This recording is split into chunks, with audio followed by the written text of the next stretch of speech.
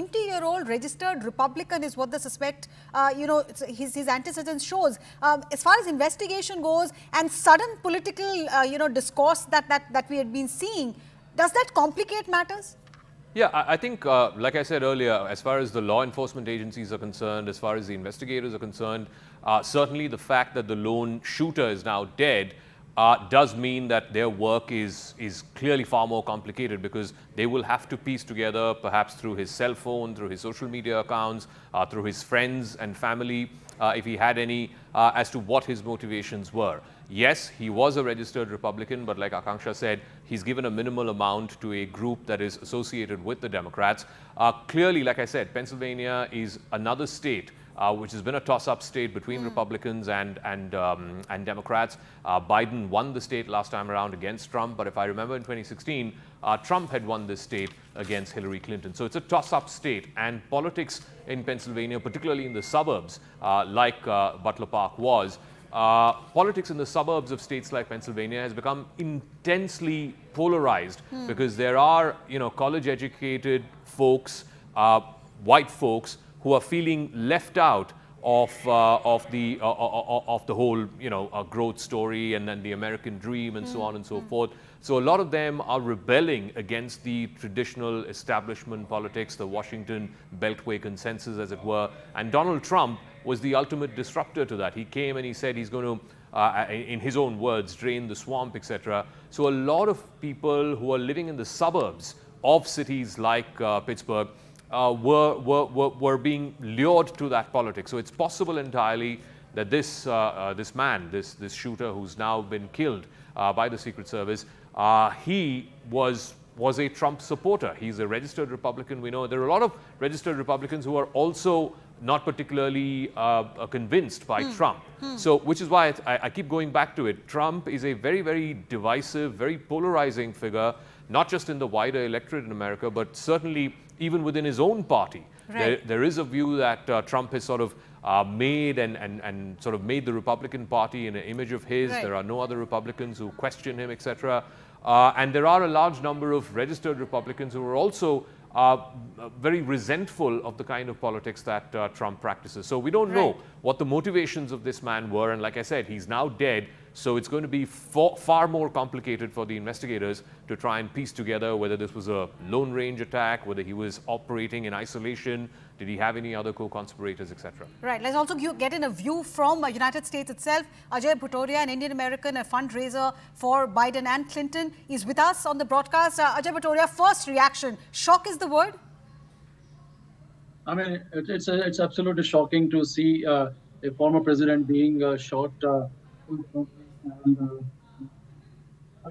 And one person is killed and few were injured. And but by the grace of God, President Trump is doing well. And President Biden spoke to President Trump, wishing him well. And it's unfortunate and strongly condemns the political violence. This is, this is the divisive atmosphere which United States is right now.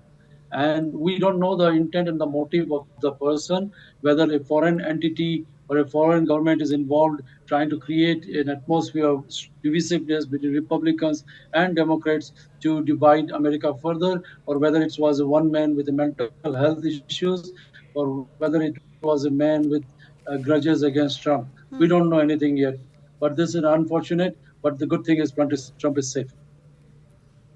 Right. I think Zaka Jacob is also here. Zaka, if you want to come in and ask anything of Mr. Bhutoria. But I did wanted to take a very quick question of what this really leaves the Biden administration with. Because a lot of questions are being raised whether the Biden administration has failed in its duty of law enforcement and of intelligence gathering.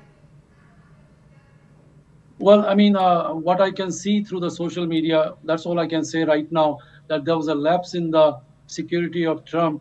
And there were people who were attending the rally right before this incident happened. Then they notified the security that there was a man on that building 400 meters away, and they said he has a gun, but this FBI or the Secret Service agent failed to take action.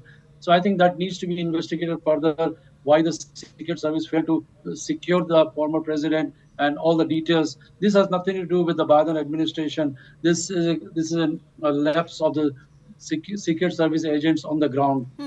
I do want to ask you, Mr. Butore, if I can, what may this mean with the Republican National Convention beginning on Monday? I believe it will be there for the next 4 days, and Mr. Trump, the first public sort of address that he will have after this assassination attempt on him at Pennsylvania will be at the convention. Do you see more sympathy for Trump, particularly given those folks who are in the middle, who may not have made up their mind on who they want to back between Biden and Trump? Do you see a Trump surge after this assassination attempt? And also, I do want to ask. Yeah, go on. Sorry.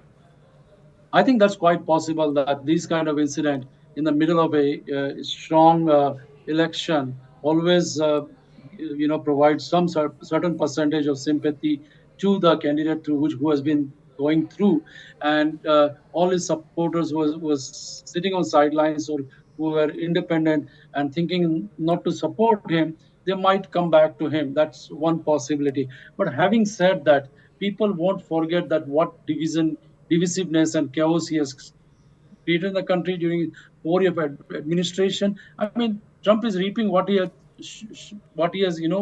kind of atmosphere is built on, and it's unfortunate what happened. I condemn it, but that's what the result of this country is. And then, there's a project 2025 where he further talks a lot of things which he's going to do if he becomes a new future president. That's why Democrats as well as Republicans, many Republicans are supporting Biden that to re-elect Biden. Now, Mr. Butore, you're saying that this will not make such a big impact, but look at the way the Republicans are already placing it. They are showcasing Trump's immediate reaction after that assassination attempt, that photograph of him with his fist in the air and not really running away from the situation. And they're contrasting it with what we have seen of Joe Biden in the recent times. Somebody who appears not in complete control, if I might use the word, somebody who feels like he's not clued in enough. That contrast in swing states, you don't think that will make a difference? Well, I would not like to make a contrast in this situation. I strongly condemn what happened against Trump, and I see that Trump stood bravely and handled this situation with grace. That's having said that, what I'm saying is that 4 years of his presidency and his policies, which are very divisive, and his future, where he talks about a project 2025, where he's going to do the national abortion ban, where he's going to kick out Palestinians who are protesting in the country, where he will have an opportunity to appoint 2 more judges. Already the judge bench is Supreme Court judge bench is conservative, and getting 2 more judges, he will be able to overturn LGBTQ rights. He will be able to overturn several rights, and he'll push back the country in many years back. So that is what I'm saying, that comparing those things, people will not support Trump, but will continue to support Biden. But of course, this incident will create a surge in his support. Right, Mr. Butore, thank you so much for joining us. We'll have to wait and see if indeed, as you